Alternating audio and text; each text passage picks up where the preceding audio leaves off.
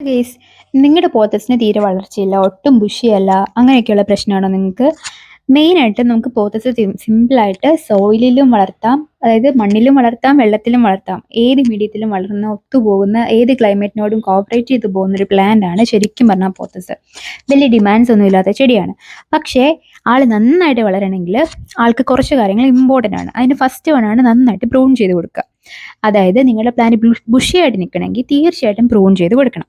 രണ്ടാമത്തെ കാര്യം N P K fertiliser നന്നായിട്ട് യൂസ് ചെയ്യാൻ പറ്റും. അറ്റ്ലീസ്റ്റ് വീക്ക്ലി വൺസ് യൂസ് ചെയ്യുക. മെയിനായിട്ടും പോട്ടെന്നൊക്കെ പറയുമ്പം ഈ പോട്ടിൽ നിൽക്കുന്ന പോത്തസിൻ്റെ പ്രത്യേകത എന്ന് പറഞ്ഞാൽ നമ്മൾ വെള്ളം ഒഴിക്കുമ്പം അതുങ്ങൾക്ക് കിട്ടിക്കൊണ്ടിരുന്ന ന്യൂട്രിയൻസ് നഷ്ടമായിക്കൊണ്ടിരിക്കും. അപ്പം ഒരാഴ്ചയൊക്കെ ഉള്ളൂ ആ സോയിലിൽ ആ ഇതിൻ്റെ കണ്ടന്റ് കാണത്തുള്ളൂ. അതുകൊണ്ട് തന്നെ വീക്ക്ലി നിങ്ങൾ കുറച്ചെങ്കിലും ഫെർട്ടിലൈസ് ചെയ്യാൻ ശ്രമിക്കുക. ഇനി അടുത്തത്, ഇതുപോലെ ഇൻസെക്റ്റ് അറ്റാക്ക് ഒക്കെ ഉണ്ടാകുമ്പോൾ നമ്മൾ ഫംഗിസൈഡ് അല്ലെങ്കിൽ നിങ്ങൾ ഇൻസെക്ടിസൈഡ് ഒക്കെ യൂസ് ചെയ്യുക. അതായത് നീമിസിഡിൻ തന്നെ ധാരാളമായിരിക്കും.